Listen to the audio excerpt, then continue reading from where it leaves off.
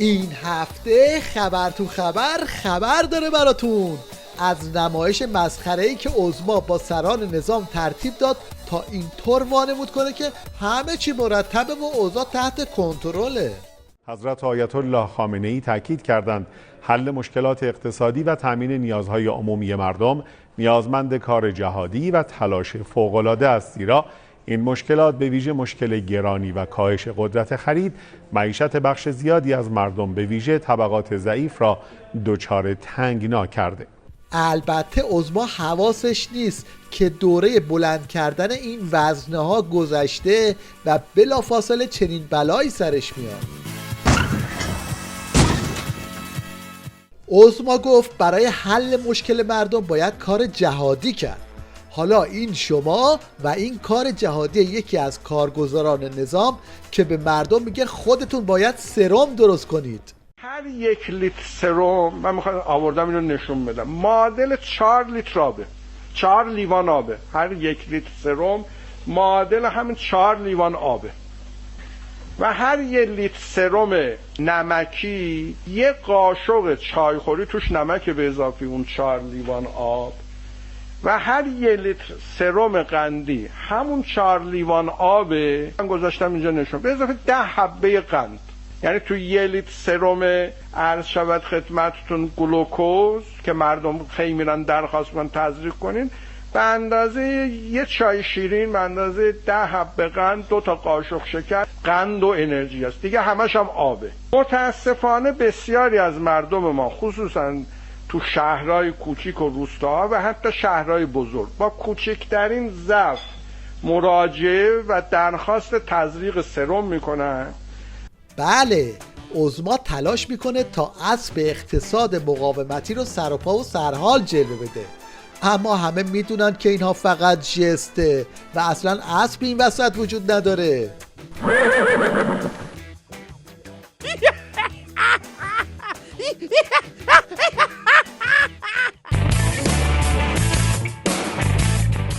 به عنوان مثال این شکنجهگر سابق و اصلاح طلب امروز اومد توی تیویریش و بادکنک اقتدار نظام و 3 قوهش رو اینطوری ترکوند. اینا شما نگاه کنید، قوه مجریه ما تبدیل شده به چی؟ ماشین قیمت گذاری. اصلا تمام وقتشون صرف این داره میشه قیمت بذارن. خب اصلا کجای دنیا این کار رو انجام میدن؟ به اصلی ترین مسائلشون نمیتونن بپردازن. دستگاه قضایی شما در سال 61 ما فوقش 1,600,000 تا پرونده داشتیم، الان خودشون میگن 15-16 میلیون. و بعد وضعیت و فضایی که در مورد این دستگاه، مثلا حسی که مردم از عدالت تو این دستگاه دارن رو برید سنجش کنید، هرچی بود مردم گفتن من قبول دارم. بعد شما میایین دستگاه قانونگذاری، من فکر نمی کنم فشلتر از این دستگاه قانونگذاری ما داشته باشیم. قانونی که خودشون میذارن خودشون اجرا نمیکنن. این هم نمونه ای از همکاری و هماهنگی قوای نظام.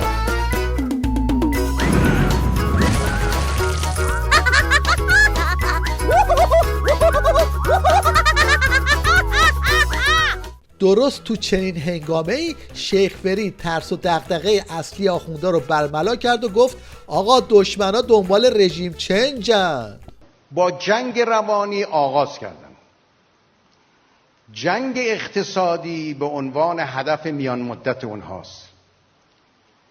جنگ برای موضوع کارآمدی نظام هدف سومه. مشروعیت زدایی از نظام هدف نهاییه. این میگن از بین بردن رژیم چنج، به قول خودشون رژیم چنج چجوری میشه؟ با مشروعیت زدایی میشه، ولی که رژیم چنج نمیشه. البته این فقط حرف آخوند روحانی نیست، دلواپسا هم ترسشون از سرنگونی و پایان کارشونه. از سلطنت طلبه، منافقه، تکفیریه، همه جمع شدن با هم موتور رو بیارن پایین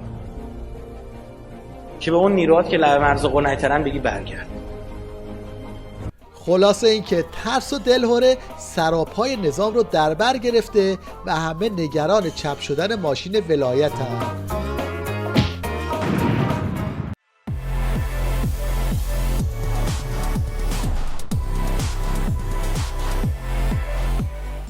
این وسط بازار شاخبازی آخونده هم داغه و حسابی همدیگر رو دراز میکنن.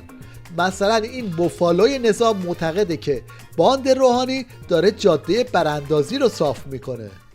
این نیست که یه عده برن بچه هاشون شهید بشن، عزیزانشون از دست بدن، در داغ اونها بسوزن، شما بیاید برای دشمن جاده سازی کنید و برای دشمن راه رو باز کنید به طرف براندازی ما. توی این وضعیت حال و روز بسیجی‌ها از همه درامتره. به خاطر همینم یکی از مسئولیت‌های تیوی ریش دادن تنفس مصنوعی به بسیجی‌ها، اونم با استفاده از این خالی بندی هاست. جزو 10 کشور برتر تو انرژی هستی هستیم تو دنیا. رتبه 4 نانو فناوری هستیم، رتبه 13 زیست فناوری هستیم، رتبه 15 سلولای بنیادی هستیم، رتبه 16 هوش مصنوعی هستیم، رتبه اول منطقه تو منابع لیزر هستیم، رتبه دوم منطقه تو علوم شناختی، رتبه 11 جهان تو ساخت مواد پیشرفته، رتبه 6 تولیدات علمی رشته مهندسی دریا تو دنیا، رتبه 11 علوم مرتبط با هوا و فضا هستیم. تو صنایع نظام پیشرفته‌مون رو می‌بینید، تو موشک می‌بینید دقیق از اینجا ما تنظیم می‌کنیم، موشک رو می‌ذاریم تو فلان خونه، فلان تروریستی که توی کشور همسایه نشسته می‌خوره. اینا تحت دستاورد کدوم طیفه؟ یک دونه شما نمی‌تونید مثال بزنید که این دستاوردها محصول تفکر لیبرالی بوده. حرفای این جماعت احتمالاً با چنین واکنشی از طرف بسیجی‌ها مواجه میشه.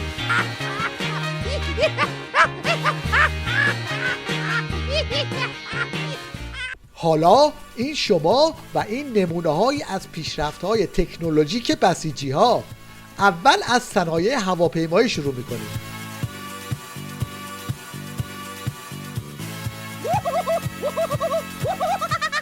این هم خودکفایی در عرصه ساخت بخاری برقی. آقای دوست عزیزی بخاری برقی آوردن واسهش درستش کنیم، نوشته ساخت ایران. بعد خیلی جالبه روغن مایع سویا مخصوص صنایع غذایی نسترن 100% خالص با گرمای زیاد، گرماش هم 900 کالری داره، 0% پروتئین داره، استاندارد ایران، کاملا هم استاندارده. نظام ولایت تبدیل به آبکش شده. بعد این ولی فقیه درمونده چپ و راست روزه نفوذ میخونه. نفوذ و اون عبارت است از نفوذ که ما میگیم نفوذ یعنی چه؟ یعنی نفوذ دو جوره، نفوذ اقتصادی، نفوذ جریانی، نفوذ امنیتی. گاهی نفوذ اینجوریه، یک نفوذ موردی، نفوذ فکری و نفوذ فردی است. نفوذ دشمن یک نفوذ جریانی است، از نفوذی استفاده میکنه، نفوذی است، خودش هم نمیدانه یک نفوذی کردن، این نفوذی نیست. یکی نیست بهش بگه آخه کجای کاری، هر چقدرم دم و دستگاه بچینی بازم دشمنای نظام راهش رو پیدا میکنن و نفوذ میکنن.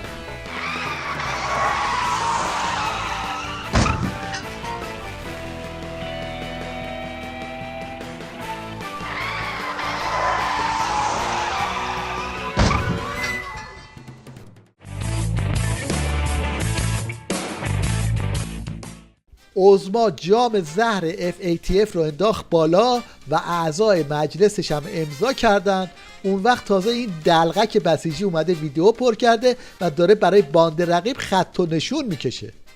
یعنی نمایندگان مجلسی که موافق FATF هستن پس قبول دارن که ما داریم طرفداری میکنیم از تروریسم و اینا میخوان این اتفاق بیفته که معلوم بشه ما از تروریسم حمایت نمیکنیم. آره اینجوریه آقای نماینده، خانم نماینده. وقتی مقام معظم رهبری فرمودن در سخنرانی علنیشون که آقا جون FATF امضا نباید بشود، چرا هیچ کس نمیره خیر محمود صادقی، خیر علی مطهری رو بگیره که شما از کجا دارین، از کجاتون دارین در میارین که رهبر بعداً موافقت کردن؟ چرا کسی تو دهن شماها نمیزنه که دندوناتون بپاشه صحنه علنی مجلس رو موکت سبز؟ البته خودشون هم میدونن که این پارسا مجازیه. اوضاع نظام به قدری خرابه که اینا نای دریدن همدیگر رو هم ندارن.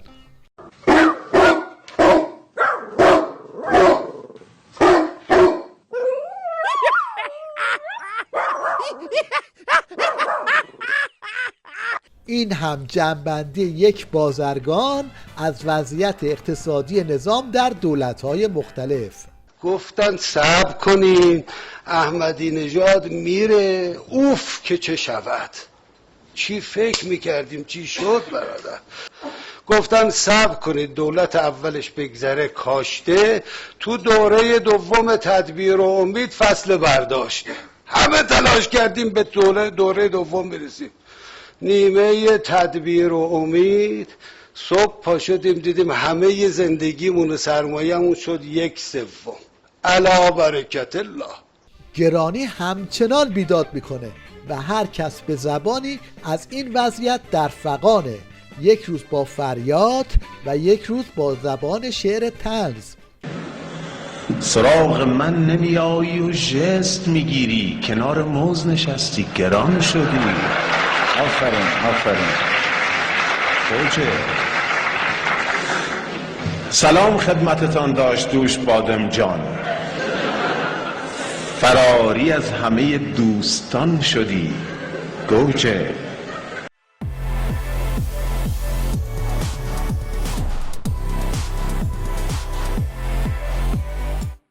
این حجت الاسلام دوزخ نژادم مشنگی رو به اوج رسونده و اومده توی تیوریش تا سرنوشت مشترک آخوندهای حاکم رو اینطوری تشریح کنه. برخی از گناهکاران در قبر مارهای مسلط میشه که 99 سر داره، یا 99 مار برش مسلط میشن که اگر یکی از این مارها یا ماری با یکی از این سرهاش به دنیا فوت کنه موجود زنده باقی نمیده، بر زمین دیگه گیاهی نخواهد روید، ولی همیشه دیگه زمین گیاهی درش.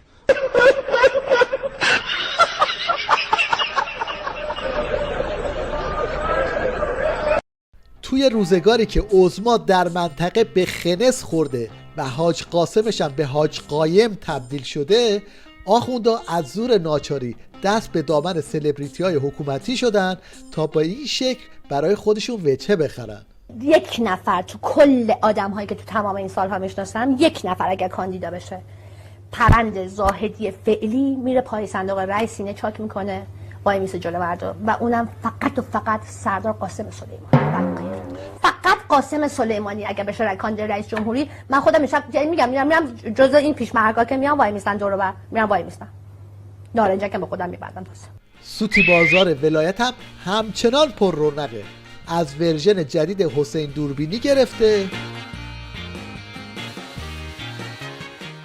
تا کلاس خانوادگی مداحی، اون هم با این شکل و شمایل. عشق تو بهترین سرنوشته، عشق تو بهترین سرنوشته، به خدا اهل دل خوب میدونن، حرمت قشنگتر از بهشته، حرمت قشنگتر از بهشته. اما اصل حرف اینه که دیگه هیچ متاعی در دکان دین فروشی آخوندا باقی نمونده و حالا دیگه خودشون هم اعتراف میکنن که به ته خط رسیدن. ما هنوز که هنوزه سال 1397 همین شب احیا باورم نمیشد، تو رادیو باز رفتم متن رو چک کردم، گفتم شاید مجری رادیو داره، امام خمینی سلام الله علیه هنوز اینه، مراسم احیا در 3 نقطه برگزار می شود با همین ادبیات، با همین ادبیات خانمای محترم، در حرم مطهر علی ابن موسی رضا علیه السلام، در حرم مطهر حضرت معصومه سلام الله علیها، در حرم مطهر امام خمینی. همین اشتباهات و غلط ها رو کردیم افتادیم به این روز. هر گره‌ای که به کارتون افتاد، اگر هیچ دعایی، زیارتی، ذکری نتونست حل بکنه، متوسل به عمم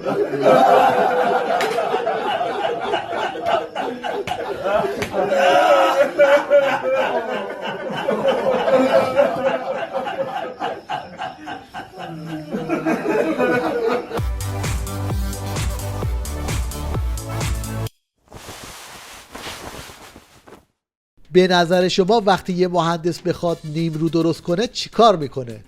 پاسخ رو در سکانس آخر برنامه این هفته ببینید.